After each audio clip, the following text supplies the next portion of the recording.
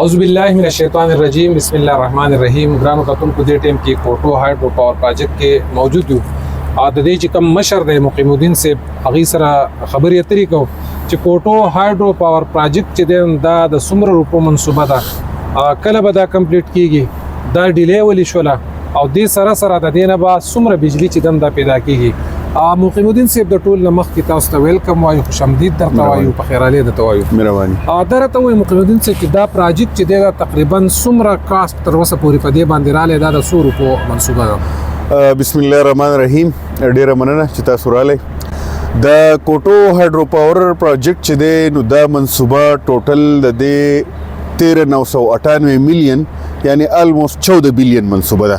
او زمونږ لاګت په دې باندې چې پیریټي ایکسچینج ریټ ته لري کې کم چې یو ګلوبل فینامنا ده نو مونږ په خپل هغه کې دننه یو. علاوه د دې چې کم د دې لینډ او ایکوایر شوی او د نن ډیر مخکې په 2014 کې نو په هغې کې څه لږ انهانسمنټ راغلی دی او د هغې نه علاوه مونږ منصوبه انشاءالله په خپل کاسټ کې تکمیل کو لګیا یو. دا راته ووایې مخکې چې کله دا منصوبه شروع شوه نو دلته کې به دا اناونسمنټ کېدو چې 2019 کې دا کمپلیټ کېږي، بیا د هغې نه وروسته وایي چې په جون 2020 کې کمپلیټ کېږي، خو تر اوسه دا د 2024 ختم شو، 25 شروع شو. دا منصوبه چې ده نو اوس هم پکې کار روان دی، ولې ډیلی ټیکټکس دا شکار ده؟ جی داسې ده جی چې چېرته هم تاسو ملک کې وګورئ او اپډام امپلیمنټ کوئ، هائیډرو پاور پراجیکټ یو ډېر لویه منصوبه وي. په دې کې د انجینیرنګ ډېر ډیټیل انجینیرنګ انوالو وي، بل په دې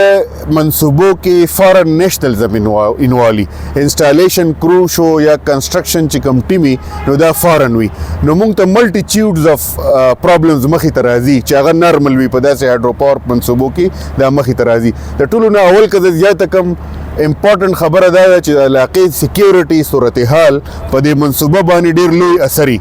زمونږ سره چې کوم چاینیز دلته کار کوي نو په ټول ملک کې چې سم داسې واقعه راشي یا څه پرابلم وشي انفارچونیټلی نو د هغې ډایرکټ امپیکټ په دې باندې او زمونږ چاینیز ګراوند شي یا واپس چاینا ته ولیږلی شي. نو په دې کې میجر فیکټر د ډیلی کېدو یو چاینیز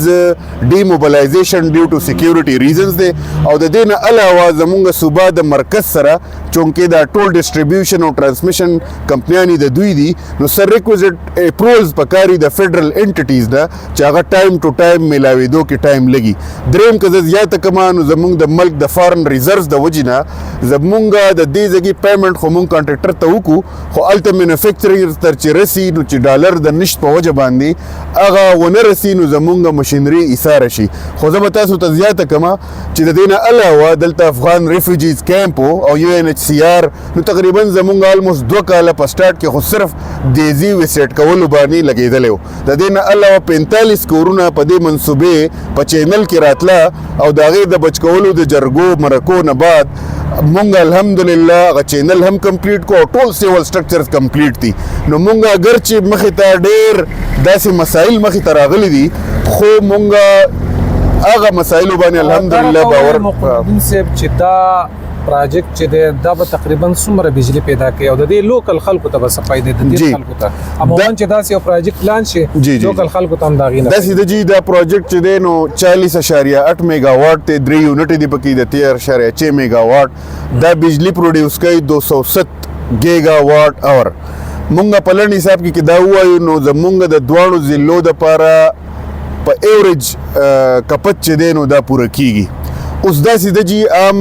سوال چې تاسو کوم اهم وکړو چې عامو خلکو ته به څه فایدې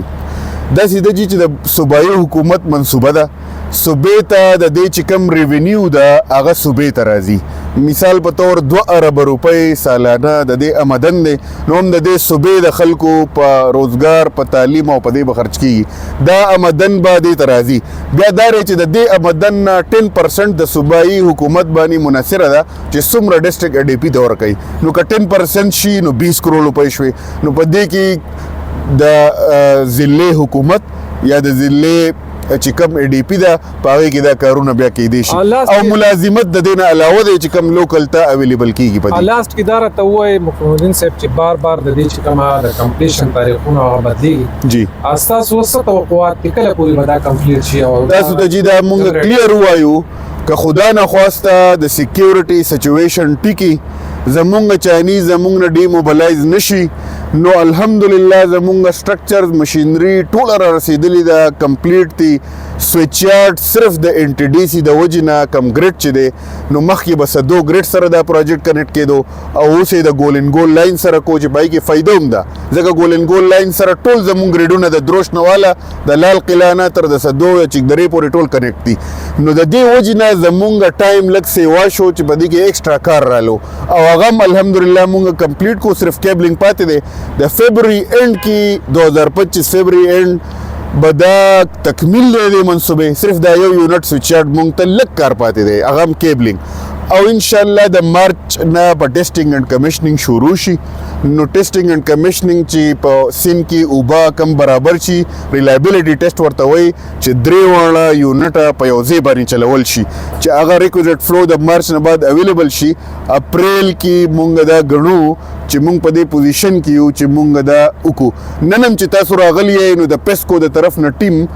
کم چې 132 کې ویلاین دی نو د هغې کنیکشن شروع کړی دی د سویچ یارډ سره د دې نه دا ظاهرېږي چې الحمدلله مونږ د منصوبې تکمیل ته ډېر نږدې یو اگر چې مونږ ډېر چیلنجز فیس کړي دي په کم کې چې مشینري زمونږ په